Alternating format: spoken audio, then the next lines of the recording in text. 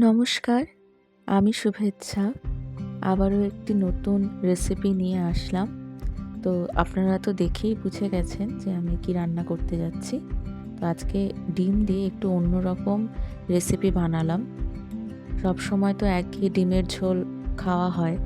তো আজ হঠাৎ একটু ইচ্ছে করলো যে একটু অন্যরকম কিছু বানাই। ডিমগুলোকে সেদ্ধ করে নেব। আমি জলে একটু লবণ দিয়ে দিলাম।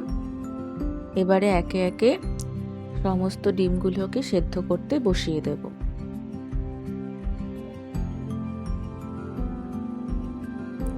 ডিমগুলো সেদ্ধ হয়ে গেছে, আমি ডিমগুলোকে উঠিয়ে নিচ্ছি।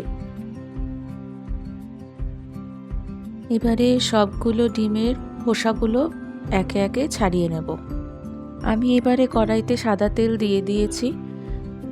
আমি রান্নাটার জন্য একটি পেস্ট বানাবো। দিয়ে দিলাম একটা বড় সাইজের পেঁয়াজ, আদা কুচি দিলাম, রসুন দিলাম। এবারে একটু নেড়ে নিয়ে দিয়ে দেব কয়েকটি কাজু বাদাম এবং মগজ। এবার সব কিছুকে খুব ভালোভাবে নেড়ে নেব। তো আমি কাঁচা লঙ্কা দিতে ভুলে গেছিলাম, তো আমি এখানে কাঁচা লঙ্কা অ্যাড করলাম। আমার কিন্তু ভাজা একদম হয়ে গেছে। তো আমি এবার এটিকে নামিয়ে রাখছি একটা প্লেটে ঠান্ডা হওয়ার জন্য। এবারে আমি ডিমগুলোকে ভেজে নেব। কড়াইতে আবার সাদা তেল দিয়ে দিয়েছি এবং একটু সামান্য লবণ দিলাম যাতে ডিমগুলো না ছেটে। একটু কাশ্মীরি লঙ্কার গুঁড়ো দিয়ে দিলাম কালারের জন্য।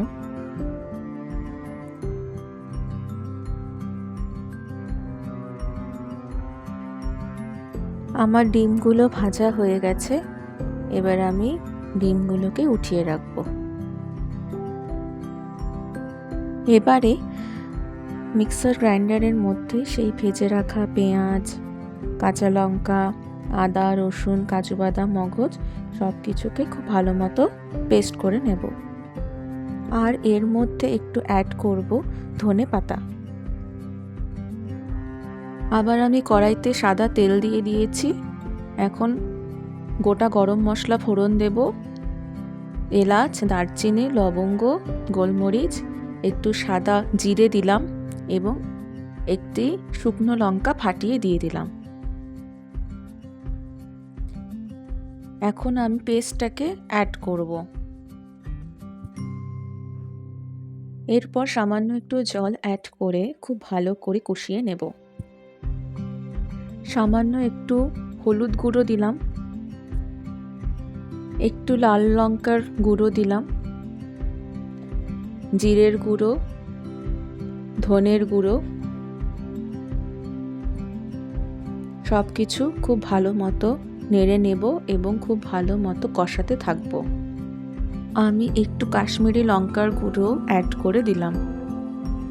1 চামচ টক দই অ্যাড করলাম। টক দই দিয়ে আবারও খুব ভালো মতো নাড়তে থাকবো। যেহেতু টক দই দিয়েছি তাই স্বাদটাকে একটু ব্যালেন্স করার জন্য আমি এর মধ্যে দিয়ে দিচ্ছি সামান্য একটু চিনি। স্বাদ অনুযায়ী নুন দিলাম, একটু গোলমরিচের গুঁড়ো দিয়ে দিলাম।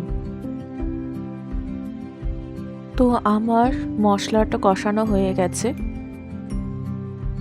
এবারে ভেজে রাখা ডিমগুলো দিয়ে মশলার সঙ্গে খুব ভালো করে মিশিয়ে নেব।